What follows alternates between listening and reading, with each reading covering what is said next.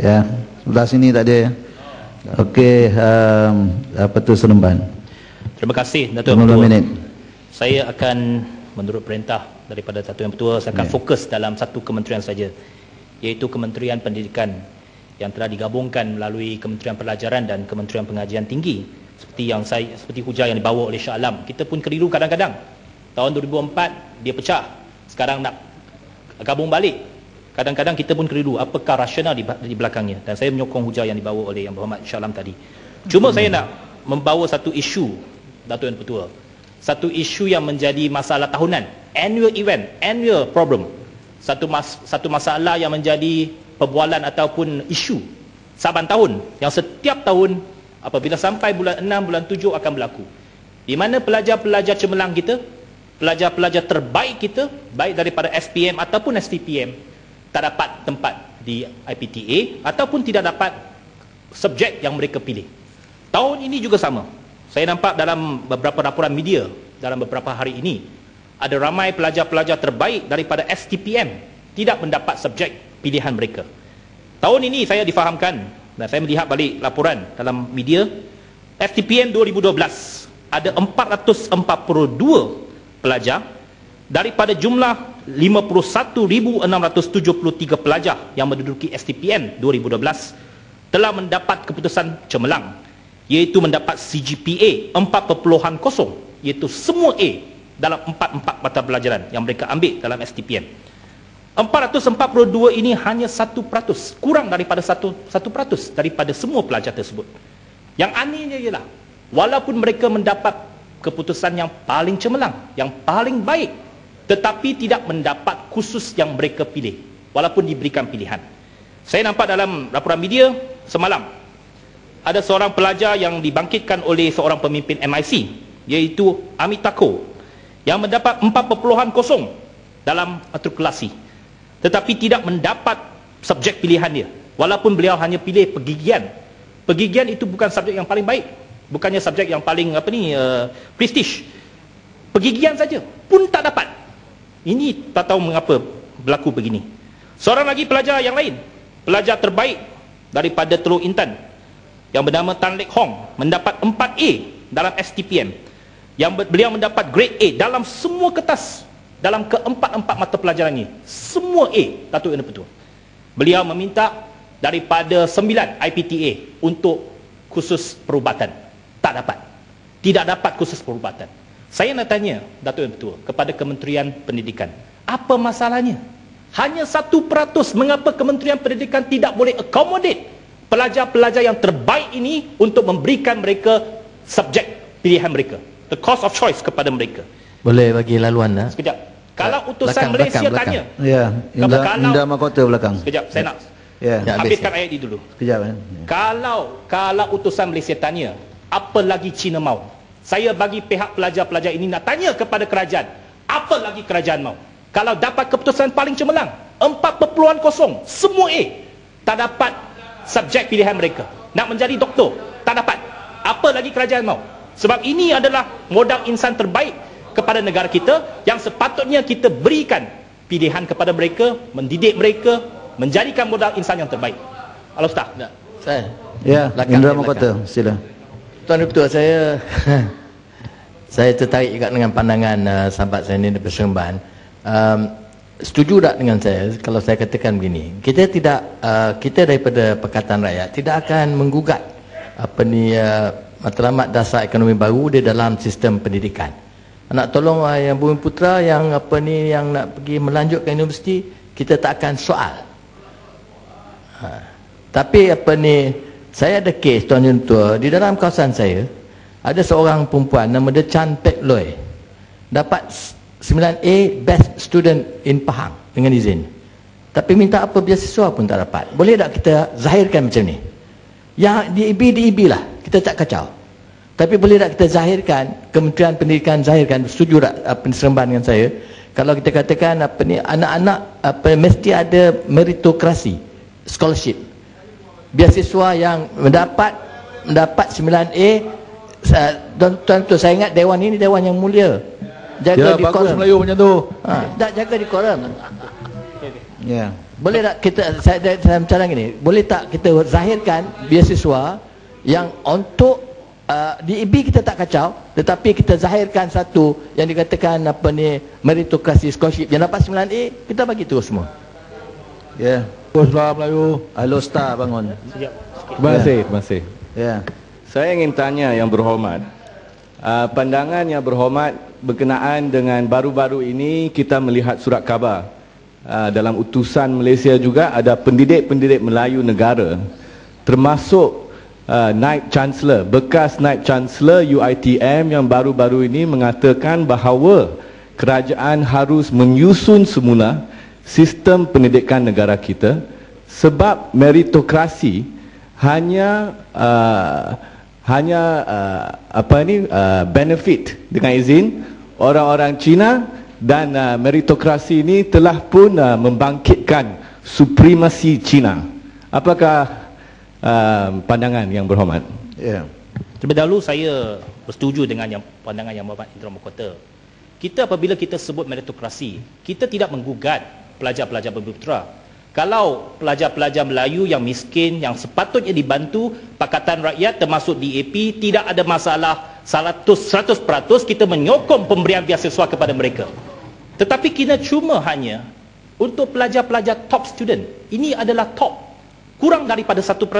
Ini saya mengatakan bahawa 442 saja daripada 40,000 tempat yang diberikan kepada pelajar-pelajar IPTA, 1% ini. Ini pun bukannya soal beasiswa, soal subjek pilihan mereka tak dapat diberikan. Ini saya rasa ada satu masalah yang begitu teruk yang berlaku dalam Kementerian Pendidikan saban tahun berlaku. Berkenaan dengan meritokrasi, memang kita mengatakan bahawa apabila ada meritokrasi, tidak akan menggugat pelajar-pelajar Melayu, dan kita tidak rasa hujah daripada adik akademik itu adalah satu hujah yang lapuk, satu hujah yang ketinggalan zaman. Apakah hari ini pelajar-pelajar Melayu tidak boleh bersaing? Saya rasa kalau diberikan satu pentas persaingan yang sama rata, pelajar-pelajar Melayu juga mampu bersaing. Tak ada masalah. Sebab Yang Berhormat Perdana Menteri Pekan kata apa dah? Visi dia nak menzahirkan global lokal. Ahli-ahli orang-orang Melayu lokal. Apakah orang-orang Melayu tidak dapat bersaing dari segi akademik? Saya tak rasa begitu. Jadi saya rasa kita apabila kita bercakap soal meritokrasi, tidak ada mana-mana unsur bahawa kita akan mengedepikan kepentingan mana-mana kaum. Kalau pelajar-pelajar terbaik, sama ada mereka Melayu, sama ada mereka Cina, India, Khalazat Iban, sepatutnya diberikan subjek pilihan mereka, dan kerajaan sepatutnya memberikan beasiswa untuk membimbing mereka sebagai modal insan negara yang akan menyumbang kepada pembangunan negara selepas mereka graduate nanti. Tuan Datuk Yang Ketua, saya juga ingin dalam isu ini juga, saya rasa ada pertanyaan-pertanyaan daripada Presiden MCA sendiri, Presiden MIC sendiri, berkenaan dengan bilangan pelajar-pelajar Cina dan pelajar kaum India yang kurang dari segi kemasukan tahunan dalam tahun ini. Pelajar Cina dikatakan telah turun dari 23% sehingga 19%. Kita tak mahu melihat masalah ini dari sudut perkauman. Cuma saya nak tanya Kementerian Pendidikan, apakah tahun ini keputusan pelajar-pelajar keturunan Cina dan keturunan India ini begitu teruk? Ataupun mereka telah gagal, ataupun mereka telah merosot prestasi mereka sehingga menyebabkan kemasukan pelajar-pelajar daripada dua komuniti ini telah berkurangan. Saya harap ini bukannya satu politik balas dendam. Ini bukannya satu balas dendam apabila keputusan pilihan raya ternyata masyarakat Tionghoa tidak memberikan sokongan kepada Barisan Nasional, maka ini adalah satu cara balas dendam untuk mendenda ataupun untuk menyebabkan pelajar-pelajar daripada keturunan kaum Tionghoa berkurangan dalam universiti IPTA tempatan. Ini bukan soalan daripada saya. Ini soalan daripada pemimpin-pemimpin komponen dalam Barisan Nasional. Saya harap Kementerian Pendidikan memberikan satu jawapan yang jelas dalam perkara ini. Berbalik kepada soal tadi berkenaan dengan top student, saya meminta supaya Kementerian Pendidikan menjadikan satu dasar supaya semua pelajar-pelajar cemerlang yang mendapat CGPA 4.0 sepatutnya mereka terus diberikan secara automatik berkenaan dengan subjek pilihan mereka di IPTA pilihan mereka. Jadi saya harap ini dapat diberikan satu jawapan dalam Dewan Yang Mulia ini. Ini bukannya soal politik. Ini soal pendidikan. Sepatutnya ada satu dasar yang jelas, satu dasar yang terus, supaya mereka dapat melihat ataupun mendapat subjek mereka, pilihan mereka di universiti. Ya, Sarike bangun. Ya, sekejap. Ya, Sila. terima kasih Yang Berhormat Seremban. Terima kasih kepada Yang di-Pertua. Satu isu saya perlu diberikan perhatian kerajaan pusat tentang masalah ketiadaan institusi tinggi atau kolej di kawasan parlimen saya.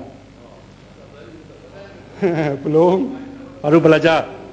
Disebabkan tidak ada institusi tinggi atau kolej di bahagian Sarike, pelajar-pelajar yang tamat tingkatan 5 atau tingkatan 6 terpaksa melanjutkan pelajaran mereka di tempat lain seperti di Kuching dan Kuala Lumpur. Keadaan sedemikian cukup menyusahkan ibu bapa pelajar untuk menghantar anak-anak mereka melanjutkan pelajaran di tempat lain. Ibu bapa perlu menanggung kos perbelanjaan yang lebih tinggi untuk menghantar anak-anak mereka belajar di tempat lain. Justru itu, saya ingin menyuruh kerajaan pusat membina sebuah institusi tinggi atau kolej yang bertaraf tinggi di bahagian Sarike, supaya pelajar-pelajar tempatan tidak perlu melanjutkan pelajaran mereka di tempat yang jauh. Ya. Ini dasar. Ini patutnya diminta memberi laluan untuk mencela, mendapatkan penjelasan, bukan memberikan ucapan. Ya. Ambil masa daripada Yang Berhormat Seremban ni. Banyak speaker saya Hafiz sudah. Ya. Satu Seremban. sentence lagi. Kalau ada sebuah institusi tinggi atau kolej di bahagian Sarike, maka ibu bapa dapat meringankan beban mereka bagi kos pelajaran anak-anak mereka. Sekian, terima kasih. Ya. Terima kasih Sarike. Saya masukkan ucapan Sarike dalam ucapan saya. Minta Menteri menjawab. Sebab tak sempat nanti untuk beliau membuat ucapan. Perkara yang terakhir, Dr. Ketua, sebelum saya menggurung, ialah berkenaan dengan pengenalan subjek Tamadun Islam dan Tamadun Asia di IPTS, Institusi Pengajian Tinggi Swasta, yang telah diumumkan oleh Yang Amat Berhormat Menteri Pendidikan baru-baru ini, bahawa ia dijadikan satu subjek wajib di IPTS bermula pada bulan September nanti. Saya di sini ingin menegaskan pendirian DAP bahawa kita tidak ada masalah untuk rakyat Malaysia, pelajar-pelajar untuk mempelajari tamadun Islam maupun tamadun dunia yang lain. Kita sebenarnya menggalakkan pemahaman terhadap ketamadunan yang berlainan, supaya kita dapat memperluaskan minda dan juga pengetahuan di kalangan pelajar-pelajar kita.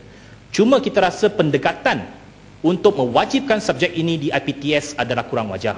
Apabila dia ada unsur-unsur kewajipan, unsur-unsur mewajibkan, ia akan memberikan satu perspektif atau satu image yang negatif di kalangan pelajar-pelajar. Mereka seolah-olah terpaksa untuk menduduki subjek tersebut.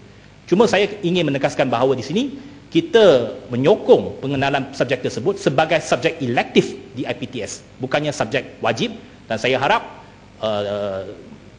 Kementerian Pendidikan boleh memberikan satu keputusan yang cepat dalam perkara ini, sebab ada banyak kenyataan daripada pelbagai pihak dalam 2-3 hari ini yang telah menyeru Kementerian Pendidikan untuk mengkaji semula dasar ini ataupun keputusan ini, dan kita harap Kementerian Pendidikan dapat memberikan satu keputusan yang pantas bahawa ia tidak diwajibkan, tetapi kita tak ada halangan sekiranya subjek ini dijadikan sebagai subjek elektif di IPTS, Institusi Pengajian Tinggi Swasta. Saya rasa tidak ada sesiapa yang akan membantah keputusan tersebut. Cuma dia tidak boleh ada paksaan, dia dijadikan sebagai satu subjek elektif untuk dipilih oleh para pelajar. Kalau mereka ada minat, kita menggalakkan mereka mengambil subjek ini. Saya rasa itu adalah pendirian yang kita nak ambil, dan kita tak mahu supaya bahawa pendirian yang diambil oleh DAP ini ataupun mana-mana pihak ini dijadikan sebagai satu modal oleh puak-puak perkauman, oleh puak-puak resis yang mengatakan bahawa kita kononnya membantah agama Islam. DAP tak pernah membantah agama Islam. DAP tak pernah anti-Islam. Malah kita mempertahankan kedudukan agama Islam sebagai agama persekutuan. Tengok ni. Tak berani dengar. Kalau nak mencelah, bangunlah. Bangun. Ya. Pendang. Sila. Dalam dewan ini, Yang Amat Berhormat Ketua Menteri Pulau Pinang menyatakan dengan jelas bahawa DAP selama 26 tahun menolak undang-undang Islam. Dewan ini, saya dalam ni, tipu ni, saya dalam dewan ni. Okey. Ya. Bacailah bodoh. Tak apa, tak apa. Carilah. UMNO pun tolak. Apa masalah DAP tolak? UMNO pun tolak. MCA sokong atau tidak? Ya. Jangan cabar saya. UMNO pun ya. tolak. UMNO pun tolak. Ya, yang Muhammad UMNO Pendang pun ya. tolak. Ya. Mana ada Ni masalah? yang Muhammad Seremban habis masa. Saya nak. Ya. Ya. Seremban, oleh kerana Pendang menyatakan bahawa DAP menentang hukum Islam. Saya nak tanya dengan Seremban, adakah Seremban sedar bahawa apabila ada Perdana Menteri daripada UMNO kot, Perdana Menteri kot, yang menyatakan bahawa kalau sekiranya Kelantan meneruskan akan diambil tindakan, adakah Perdana Menteri ni pernah menjadi ahli DAP? Itu sajalah. Ya. Terima kasih. Betul-betul saya nak habiskan ucapan saya. Saya memasukkan ucapan Sepang sebagai ucapan saya. Saya pun tahu bahawa UMNO ini cakap tak serupa pekil. Seperti biasalah. Terima kasih. Bagi DAP lagi putar balik. Lagi putar balik. Sama lah Pak. Tak boleh jawab. Jawablah. Pokok senang.